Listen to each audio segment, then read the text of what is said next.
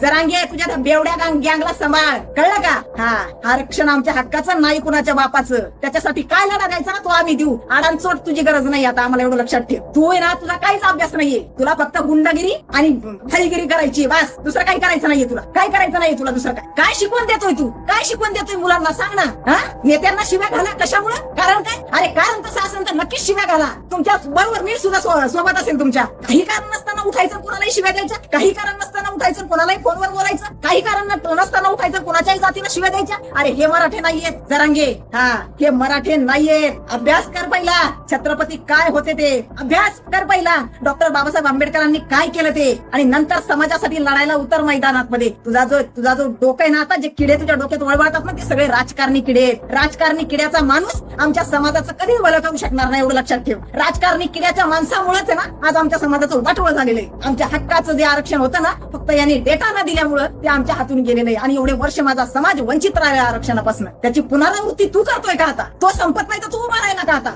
आमच्या मुलावर? त्यांनी काय केलं? त्यांनी तेच केलंय ना, सर्वसामान्यांच्या मुलांना गुंडगिरी काय केलंय त्यांनी? हेच निरोप तुमच्या जरांगेला द्या. खूप झाली नौटंकी. ते अशी मान टाकणं, ते कसं तरी करणं, कुणीतरी छाती त्याची चोळणं, पार नाही का त्याला इतक्या दिवस कधीच त्याच्या छातीत दुखलं नाही, पण आता त्याच्या छातीत दुखायला लागलं का? आता पब्लिकच जाईना. पब्लिकनी पाठ फिरवलंय, समाजाने पाठ फिरवलीये. समाजाला या माणसाचा खरा चेहरा दिसलाय, कारण याच्यामुळं हजारो मुलांवर गुन्हे दाखल झाले. आम्हाला फोन करून मला फोन आलेले त्यांचे, आणि मला बोलतायत की जय जरांगे असं बोल. अरे तू बोल, तुझ्या अख्ख्या खानदानाला सांग बोलायचं. मी का बोलू? इथं जय शिवराय, जय जिजाऊ, जय शिवराय हा नारा तुम्ही मोडीत काढू नका. तुम्ही कुणाच्या विचारांचे आहात हा विचार करा अगोदर. कुणाच्या विचारांचे आहात तुम्ही? हा, काय एक आंदोलन केलं म्हणजे फार मोठं योगदान आहे का त्या माणसाचं? समाजाला मान्यच केलं होतं आम्हीही. त्यांचं योगदान, त्यांचं जे काय त्यांचं कर्तृत्व त्यांनी केलं होतं ना 6 महिन्यात मध्ये, त्यांचा उगम झाला होता ना, आम्ही सुद्धा ते मान्यच केलं होतं. परंतु ज्या पद्धतीत त्यांनी ना आत्ती केलाय ना,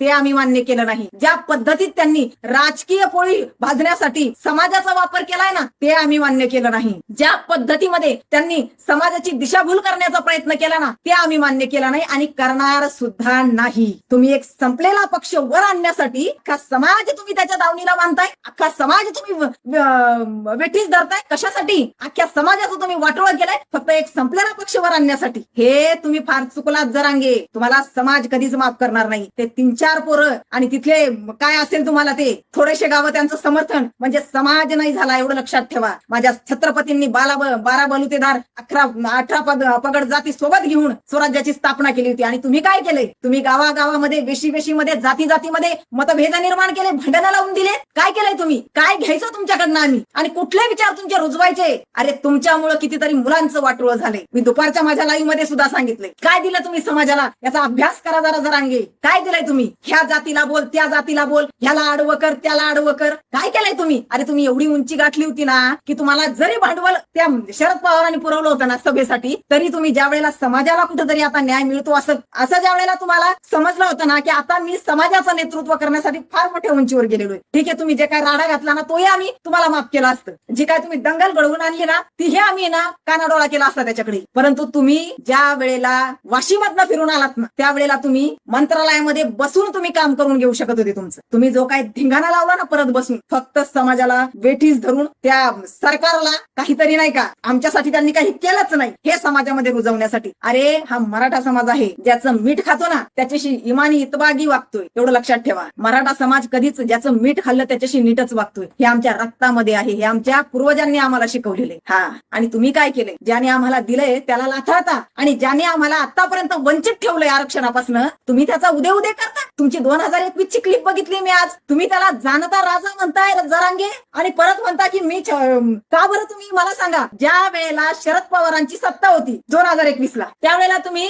बारामतीला म्हणे आम्ही काय कोणतं आंदोलन करायचं म्हणत होता, हा काय माहिती? हा, विनंती आंदोलन का विनंती यात्रा त्याची त्याला बारामतीला न्यायची होती. तर शरद पवार हे फार मोठे नेते आहेत म्हणे, शरद पवार हे जाणता राजा आहेत, या माणसाचं भाषण आहे हो. आणि तुम्ही फडणवीस हे सरकारमध्ये आहे, त्यांचं सरकार आहे, तरी सुद्धा तुम्ही फडणवीसला शिव्या देताय. का बरं? त्याचं कारण काय? त्याला घाणघाण बोलताय, हा बामणी कावा. अरे तुम्ही त्यावेळेला का बरं बोलले नाही की ह्याच शरद पवारामुळे आतापर्यंत आम्हाला आरक्षण मिळालेलं नाही, ह्या वाकड्यामुळे आम्हाला आरक्षण मिळालं नाही, आमच्या आरक्षणाचा मारेकरी हा माणूस आहे? तुम्ही का बोलला नाहीत आतापर्यंत? तुमच्या तोंडातनं कुठंच शब्द निघलेला नाही हा जरांगे. समाजाला सगळं वेड्यात काढायचं काम सोडून द्या. समाजाला समजलेलं आहे, सगळं काही समाजाला समजलेलं आहे. समाज वेडा नाही हो, एवढं लक्षात ठेवा. भोळा भाबडा नक्कीच आहे, भाळून जातोय, कारण इमानदार नेताच मिळत नाही हो त्यांना. छत्रपतींच्या विचारांचा नेताच त्यांना मिळत नाही म्हणून ते भाळून जातात. परंतु त्याचा अर्थ असा नाही जरांगे की तुम्ही त्याचा इतका गैरफायदा. फार तुम्हाला हे जे आहे ना, हे कलियुग आहे. हा, हे कलियुग आहे आणि आम्ही देवाधर्माला मानणारी आमची जात आहे, एवढं लक्षात ठेवा. मी ज्या वेळेला भुजबळला सुनावलं होतं ना, त्याही वेळेला मी सांगितलं होतं, त्याही वेळेला सांगितलं होतं की आम्ही दगडाला सेंदूर लावून त्याच्या पाया पडतो आणि त्याला नवस करतो. अशी भोळी बाबडी आमची जाते. जरांगे त्या भुजबळपेक्षा लय बेकार निघणार आहेत. भुजबळपेक्षा कशासाठी हे सगळं काही करणं लावलंय तू? आता पण बाबा समाज रस्त्यावर येईन, समाज पोट्यानी, अरे काही होत नाही.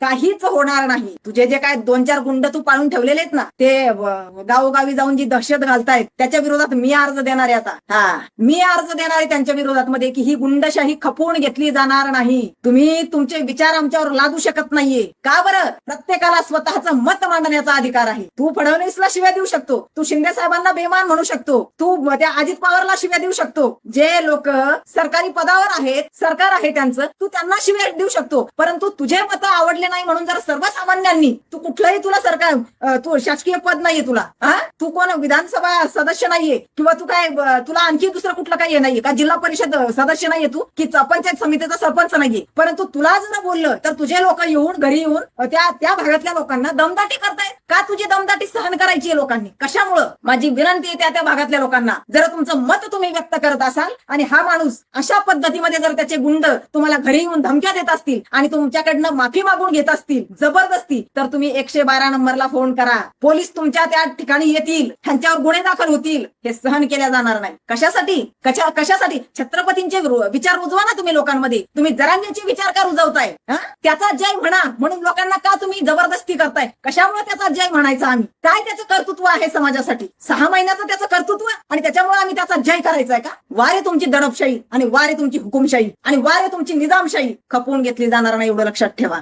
पुन्हा एकदा सांगते, या देशाला संविधान लागू झालेलं आहे. वारे म्हणजे तुमच्या मनाप्रमाणे जर काही झालं नाही तर तुम्ही तुमचा आकांत तांडव आणि समाजाचा तुम्ही बळी देणार. जे अगोदरही तुम्ही तेच केलं. किती रुपये खर्च केलेत तेच तुम्ही, जे सभेंना उधळलेत ना तेच पैसे जमा केले असते ना, याच्याकडनं घ्या की आता घ्या. कारण आता संविधान जे आपल्याला आरक्षण लागू झालंय ना, ते टिकवण्यासाठी आपल्याला कोर्टात जावंच लागणार आहे. पुन्हा एकदा सांगते, या देशाला संविधान लागू झालेलं आहे. जेवढं राज्य सरकारला द्यायचं होतं, जेवढं करायचं त्यांनी केलेलं आहे, ते टिकवण्यासाठी सुद्धा ते प्रयत्न करणार आहेत. करावंच लागणार आहे त्यांना. परंतु आता ते टिकावंच म्हणून कर ना त्याचा प्रचार की आता आपल्याला भेटलेलं टिकलं पाहिजे. नाही, तुला त्याच्याशी काहीच घेणं देणं नाही. सगळ्या सोयरे, अरे काय तू सगळ्या सोयऱ्याने एवढं फार मोठं तुझं घर भरणार आहे रे बाबा? काय घर भरणार आहे? काहीतरी आपले टिमका एखाद्या लहान लेकराचा नसतं का? त्या यात्रेत गेले की त्याला ती शिट्टीच पाहिजे, त्याला ते खेळण्याच पाहिजेत आणि ते घेऊन नाही दिलं म्हणून ते तिथंच लोळत बसतं आई वडिलांचा हात सोडून. तसं याचं झालंय, मला तेच पाहिजे, मला ते गुडगुडच पाहिजे, तर म्हणून बसतं तिथं पाय खोरत. अशी या जरांगेची तरा झाली. अरे करोडो मराठा तुझ्या मागं होता बाबा, कसा विसरलाय की आपण काय गुडगुडी वाजवायला लागलो, आपण कुठला हट्ट धरून बसलोय. अरे तुझ्या एका फोनवर आहे ना मंत्रालय दर आणून गेलं असतं, एवढं तू मिळवलं होतं, पण सगळं घालवलंय जरांगीत. त्या एका आहे ना नासक्या माणसाच्या नादी लागून आहे ना तू सगळं घालवलंय, एवढं लक्षात ठेव. एवढी पॉवर तू मिळवली होती ना की तुझ्या एका फोनवर कितीतरी मुलांना नोकऱ्या लागल्या असत्या, एवढं लक्षात ठेव. एवढी पॉवर तू मिळाली होती. कितीतरी वर्षानंतर असा नेता आहे ना खरंच मिळाला होता समाजात. परंतु तुझं आमच्या समोर सगळं काही येत होतं तरी आम्ही शांत बसत होतो की नाही असाही एखादा पाहिजे. असू देत, जाऊ दे ना. आम्हालाही असं वाटत होतं की तुम्ही फक्त त्याचा वापर करून घेताय, जसा त्याने आपला वापर केला आतापर्यंत. बारामतीच्या काड्या करणाऱ्यांनी ना जसा मराठ्यांचा वापर केला आतापर्यंत ना त्याच्या राजकारणासाठी, तसं आम्हाला वाटत होतं आता जरांगे ना त्याचा वापर करत असणार, मराठ्यांना आरक्षण मिळवून द्यावं म्हणून. परंतु ज्या जुन्या क्लिप बघितल्या ना त्यावेळेला कळलंय, अरे बापरे, तू तर लय रुजलेला आणि गाजलेला त्याचा भक्त आहे जुना. तू रुजलेला आणि गाजलेला भक्त आहे त्याचा जुना चांगला असा. तुझ्या अंगात मध्ये धमन्यांमध्ये फक्त शरद पवारच धावतोय बस. तुझ्या डोक्यात मध्ये त्याचाच मेंदू रे बाबा, त्याचेच विचार आहेत. तुझ्या डोक्यांमध्ये छत्रपतींचे आणि डॉक्टर बाबासाहेब आंबेडकरांचे विचार नाहीयेत. तुझ्या डोक्यामध्ये शाहू फुलेंचे विचार नाहीयेत. तुझ्या डोक्यांमध्ये कसं राजकारण करायचं ना त्या माणसाचे विचार आहेत. कशा पद्धतीत मध्ये पावसात ओलं व्हायचं, कशा पद्धतीत मध्ये पब्लिकला उल्लू बनवायचं, कशा पद्धतीत मध्ये शीट निवडून आलं पाहिजे, त्या माणसाकडे या सगळ्या गोळ्या आहेत. आणि त्या सगळ्या गोळ्या तुला चारल्या होत्या. कसं येड्यात काढायचं पब्लिक, त्याचं नाही का? पावसात ओला झाला आणि महाराष्ट्रात मध्ये जो त्याच्या पक्षात नाही त्याने सुद्धा त्याचा फोटो ठेवला स्टेटसला. 18 वर्षाचा तरुण, खरं नाही 80 वर्षाचा तरुण नाही का, सॉरी 80 वर्षाचा तरुण. सो अशा पद्धतीमध्ये जे काय तुम्ही करणं लावलं ना जरांगी, ते फार वाईट आहे. नका करू जरांगी, थांबा. जे चालवलंय ना तुम्ही, जी चूक केली ना ती कशी दुरुस्त करता येईल याचा विचार करा. जे झालं ते झालं, परंतु आता तरी समाजाचा आहे ना बळी देऊ नका तुमच्या फायद्यासाठी. तुम्ही समाजाचा बळीच दिलेला आहे, एवढं लक्षात ठेवा. काय यांचं दुपारची बाईट आहे बघा ना, की तुम्ही फक्त माझ्यावर आहे ना SIT स्थापन करा. ज्या मुलांनी आत्महत्या केली ना, ज्यांच्या कुटुंबातल्या मुलांनी आत्महत्या केली त्या कुटुंबाला मी तुमच्यावर 302चे खटले भरायला लागले. अरे वा, आता हा एक नवीन कायदा. म्हणजे जे माणूस हा बोलतोय ना ते असंविधानिकरित्याच, संविधानिक कुठंच याच्या संविधानाचा गंधच नाहीये. संविधान या माणसाला पटतच नाही. दुसरी गोष्ट मला आवर्जून सांगायची या ठिकाणी, ज्या भाजपच्या काही महिला भगिनी त्याला भेटायला गेल्या होत्या, मुळात तर पहिली अर्वाच्य भाषा त्यांच्या मुलांनी तिथं केलेली. आज मी एक व्हिडिओ बघितला, मी अगोदर पहिला एकच व्हिडिओ बघितला होता त्या भगिनीचा, की त्या बोलतायत आणि हा ऐकतोय, आणि हा ऐकता ऐकता बोलतोय नाही मी सांगतोय सगळ्यांना, मी आदेश देतोय अजिबात महिला भगिनींना बोलू नका, महिला भगिनींचं त्यांना तुम्ही असं गलिच्छ बोलू नका, मी सांगतोय. असा तो नीट बोलत होता आणि त्यांना टोचून बोलत होता. हे पक्षाची रुमाल का तुमच्या गळ्यात? अरे त्यांच्या गळ्यात तर पक्षाची रुमाल आहे. तू तर फार ऑपरेशन करूनच आतमध्ये ते घड्याळ टाकला का काय माहिती, म्हणून ते घड्याळ ना तिकडे गेलंय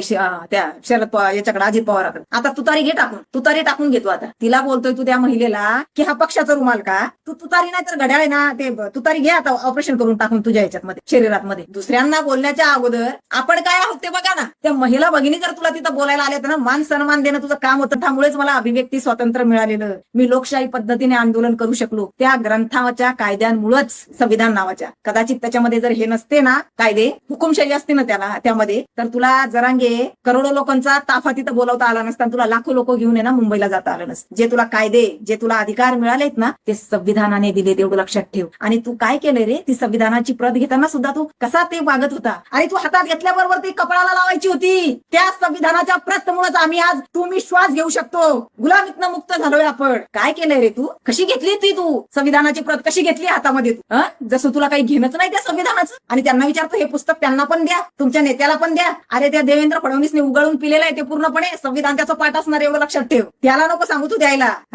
तो संविधानाचा अपमान होईल असं कधीच तुझ्यासारखं वागत नाही, बोलत नाही. काय करायचं ना तो राजकारण करत असेल, पण संविधानाचा अपमान होईल असं तो आहे ना वागतही नाही, बोलतही नाही. अपमान करतोय तू त्या महिला भगिनींचा. तुझे तिथले लोक पोरं म्हणतात हा निघा निघा निघा आता. त्या तुला काय बोलतात आणि तुझी काय गुरुमी. जरांगे तुझे ते गुंड जे काय असतील ना, न शिकलेले, ज्यांना घरात पण कोणी विचारत नाही, ज्यांचे लग्न होत नाही म्हणून चौकात बसतात आणि तेच तुझ्या मागे आता फिरायला, त्यांना सांग लोकांना जाऊन आहे ना सर्वसामान्य पब्लिकला जाऊन छळू नका. जर त्यांचे विचार कोणी मांडत असेल त्यांना धमक्या देऊ नका. त्यांच्याकडनं जबरदस्ती ना माफीनामा घेऊ नका. जबरदस्ती माफी मागायला होता, जबरदस्ती हुकुमशाही चालली का इथं, दडपशाही चालली का इथं? प्रत्येकाला मला सांगायचंय तुमच्याकडे ज्या वेळेला हे गुंड येतील ना, हे गाव गुंड आहेत. हे कोणते गुंड आहेत? ह्यांना कामधंदे नाही येत काय, ह्यांना रोजगार नाही यांच्या हाताला. आणि हे मग हे असले नाही का पाचची मारायसाठी ना हे असे कामं करतायत. हे काय शिकलेले आहेत का? शिकलेले मुलं असे करू शकत नाही. ही समाजाने ओवाळून टाकलेले हे, घरच्यांनी फेकून दिलेले कामं नाही करत म्हणून. ज्याच्या दारात ही लोक येत असतील ना, एवढं लक्षात ठेवा, ज्यांच्या दारात ही लोक येत असतील ना गुंडगिरी करायला, 112 नंबरला फोन करा, पोलीस तुमच्या दारात येतील. हुकुमशाही चालणार नाही, एवढं लक्षात ठेवा. तुमच्या चुकीच्या गोष्टींना तुम्ही आमच्यामध्ये का रुजवायचा प्रयत्न करताय? समाजामध्ये तुम्ही चुकीच्या गोष्टी रुजवण्याचा प्रयत्न का करताय? त्या कुठल्या तरी राजकीय नेत्याचे विचार तुम्ही आमच्यामध्ये का रुजवण्याचा प्रयत्न करताय? जाणता राजा तो तुमच्यासाठी असेल, आमच्यासाठी जाणता राजा फक्त एकच. तुझं 2021चं बघितलंय मी. जाणता राजा तुला कुणी दिले? तुला कुणी अधिकार दिलाय? कुणी अधिकार दिलाय तुला की त्या शरद पवाराला जाणता राजाची उपमा दे म्हणून? हिथं जाणता राजा एकच आहे, जरांगे, फक्त माझे छत्रपती. तू ना तुला काय चाटायची त्याची ते चाट. आमच्या छत्रपतींची उपमा कुणाला द्यायची नाही. क्रांती सूर्य म्हणे, क्रांती सूर्य एकच होऊन गेले, ज्योतिराव फुले. पुन्हा क्रांती सूर्य दुसरा होणे नाही. महापुरुषांच्या ज्या पदव्या आहेत ना त्या तुला नको घेऊ. 6 महिन्यामध्ये तू काय कर्तृत्व केलं रे की मोठ्या मोठ्या महापुरुषांच्या पदव्या तुला लावून घेतोय तू?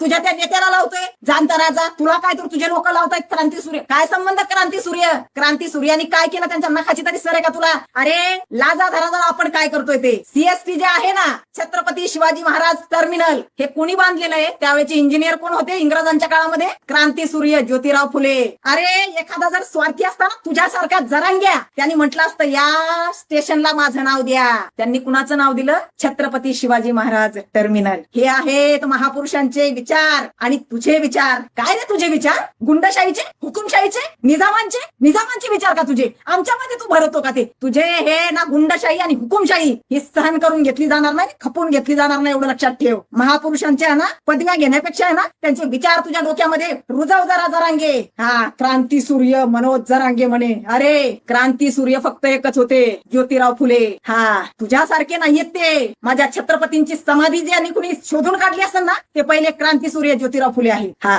तुला काय त्यांचा त्याग माहिती आणि त्यांनी काय समाजासाठी केले. फुकटची पदवी घ्यायची आणि 6 महिन्यात मध्ये काही न करता समोर लावायची आपल्या. वारे वा जरांगे, काय रे तुझा कायदा जरांगे? हा का तुझा कायदा हुकुमशाहीचा? तुझे गुंड मुलं गरिबांच्या घरी जाऊन मारामाऱ्या करतायत आणि त्यांना बोलतात आम्ही बोलतो तसं वागा. का वागायचं त्या लोकांनी? का वागायचं तू बोलतोय तसा? का वागायचं त्या लोकांनी? तुझे गुंड म्हणतील तसे. आज 2 ते 3 व्हिडिओ आले माझ्याकडे. काय संबंध तुमचा? हेच जर दलित समाजाच्या मुलांनी केलं असतं, हेच जर इतर समाजाच्या मुलांनी केलं असतं, अरे आकांत तांडव केला असता तुम्ही. आपलं ते लेकरू आणि दुसऱ्याचं ते कार्ट. जरांगे तुझ्या त्या बेवड्या गँगला सांभाळ, कळलं का? हा, आरक्षण आमच्या हक्काचं नाही कुणाच्या बापाचं. त्याच्यासाठी काय लढा द्यायचा ना तो आम्ही देऊ. आडांचोट तुझी गरज नाही आता, आम्हाला एवढं लक्षात ठेव. तू आहे ना, तुझा काहीच अभ्यास नाहीये. तुला फक्त गुंडगिरी आणि फैगिरी करायची बस. दुसरं काही करायचं नाहीये तुला. काय करायचं नाहीये तुला दुसरं काय? काय शिकवून देतोय तू? काय शिकवून देतोय मुलांना सांग ना. नेत्यांना शिव्या घाला कशामुळे? कारण काय? अरे कारण तसं असेल तर नक्कीच शिव्या घाला. तुमच्या बरोबर मी सुद्धा सोबत असेल तुमच्या. काही कारण नसताना उठायचं कोणालाही शिव्या द्यायच्या, काही कारण नसताना उठायचं कोणालाही फोनवर बोलायचं, काही कारण नसताना उठायचं कोणाच्याही जातीला शिव्या द्यायच्या. अरे हे मराठे नाहीयेत जरांगे. हा, हे मराठे नाहीयेत. अभ्यास कर पहिला.